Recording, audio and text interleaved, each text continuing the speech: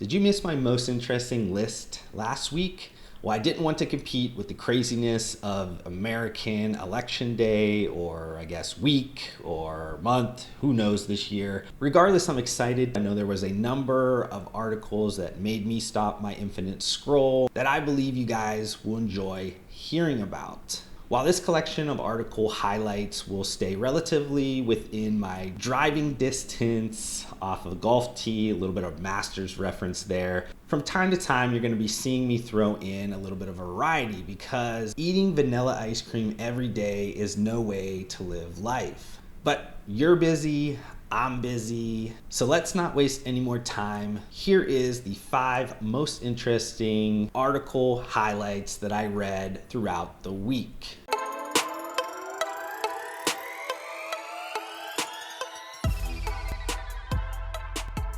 The first one that I want to talk about is Mountain Dew is getting spicy. For those who want the ultimate thrill for their taste buds, Mountain Dew has created a mashup for the ages. Mountain Dew Hot Sauce.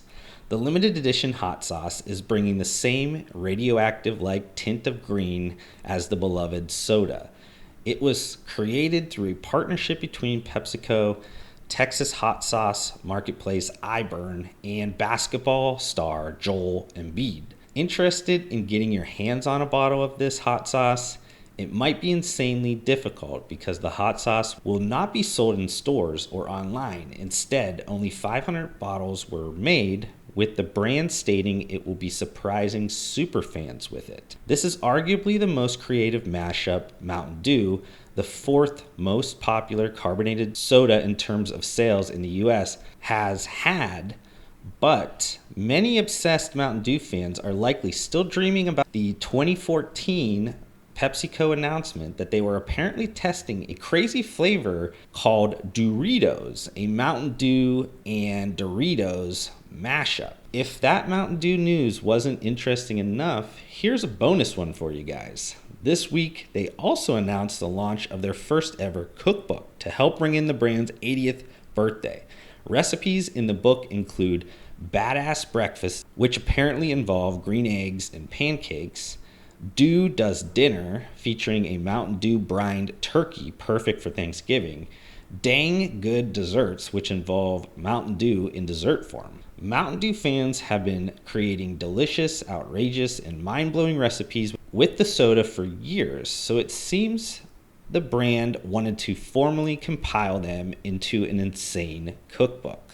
The second most interesting thing that I wanted to share with you guys is a question if Veblen is a species of Allbirds. Allbirds announced it will raise prices on Black Friday rather than offering deals. Allbirds will instead see if there's a Veblen effect with their brand. If you're not aware what a Veblen good is, it's actually a type of theoretical anomaly in the general law of demand in microeconomics, for which the demand for a good increases as the price increases. On the Black Friday sales holiday, the direct-to-consumer sustainable shoes and clothing brand will raise prices across its entire collection by $1, donating that extra dollar and an additional dollar matched by Allbirds to the climate movement Fridays for Future. Much like REI's Opt Outside campaign that they started 6 years ago, which the retailer closes its stores and pays employees to take the day off and spend it outside,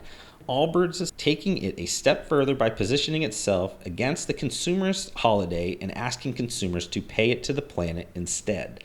Allbirds has, from the start, positioned itself against the traditional practices of apparel and footwear manufacturing and called on other companies to introduce more sustainable business practices, including Amazon, when it famously called out the company when they made a shoe similar in appearance to Allbirds' classic Wool Runner. Instead of being threatened by the largest internet retailer in the world creating a look-alike product, Allbirds actually asked Amazon to contact them so they could copy their sustainable practices.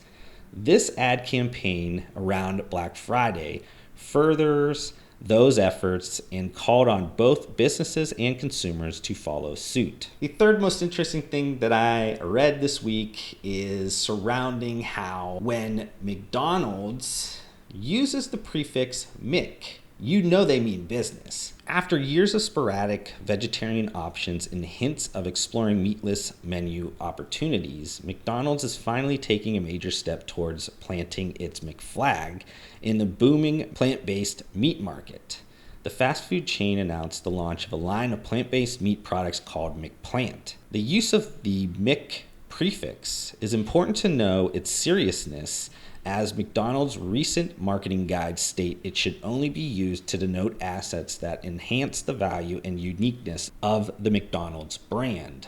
What's different about the McPlant and the dozens of partnerships you've seen between fast food competitors and plant-based meat manufacturers like Beyond Meat or Impossible Foods is that McDonald's will be creating their own products that can fit into a flexible framework. The product suite will feature plant-based burgers and eventually chicken substitutes, breakfast sandwiches, and other offerings depending on market interest. This is to give the optionality of all animal-based menu offerings to be swapped easily to plant-based options. It seems McDonald's fans have been urging them to add a plant-based burger for a while, and there was a recent change.org petition that got 230,000 signatures. The fourth interesting nugget that I want to share is around how Amazon wants to replace your office manager with its new Dash Smart Shelf. Amazon unveiled the Dash Smart Shelf, a weight-sensing, Wi-Fi connected auto-replenishment system that alerts users when they're running low on certain supplies. This Dash Smart Shelf either sends the user a notification when supplies are running low or reorders them automatically. Amazon is positioning the technology as useful for consumers seeking to make fewer store trips for frequently purchased items. You might remember that Amazon recently pulled its Dash buttons, concentrating instead on other Dash replenishment devices. My take here is I can't wait for the endless amounts of Internet of Things sensors to be included into consumer packaged goods products. There's little reason for us to manually handle replenishment anymore in the 2020s. Instead, daily consumption could be tracked. Days remaining levels of the product can be easily predicted. Inventory on hand is obviously known by these retailers, and lead time to final delivery could easily be slotted in. And a number of other small interconnected systems should make everything autopilot in many of our purchasing behaviors in the near future. The final, most interesting content that I wanted to share with you guys this week is around how Lululemon is making Mirror more competitive. After acquiring the company over the summer, Lululemon will now offer Mirror devices at its stores across the US this holiday season. Many casual observers have questioned the acquisition, but Lululemon understood its special sauce wasn't in the fabrics they sell, but the lifestyle brand that was built on the backs of strong communities. To ensure lower resistance to financial performance with future restricted living situations, they made the perfect move to scale their community online and seize on the home fitness trend that also enhances its omni-channel guest experience and digital capabilities. The athleisure retailer/brand is also introducing a range of new engagement features for the technology, including letting users turn on the built-in camera to see and interact with other members, somewhat recreating the in-person workout experience. Building on the idea of community, Mirror will also allow users to face off against another member in workouts, earning points for hitting targets, send virtual pleasantries to other members, search and follow friends, and introduce a sweat dates feature for friends to organize private workouts.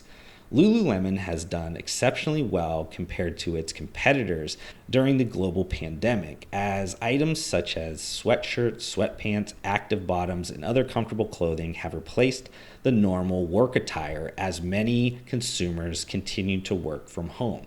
Well, I hope you guys enjoyed this week's list. But more importantly, I'd love to hear the content that you guys found most interesting that you've consumed throughout the week. So make sure you guys are dropping a comment down below on the YouTube video or contacting me through any of my social media platforms. Thank you so much for watching this video. If you want to help support me, make sure you guys hit that thumbs up button on this video. If this is the first time you've been introduced to my videos, would love for you guys to be a part of my community by subscribing to my channel. I upload several videos just like this weekly. And if you guys want to connect further outside of this platform, I do include all of my social media links down below. I just want to thank you guys again for your time. Hopefully I gave you some value in return, and we'll see you guys on the next video.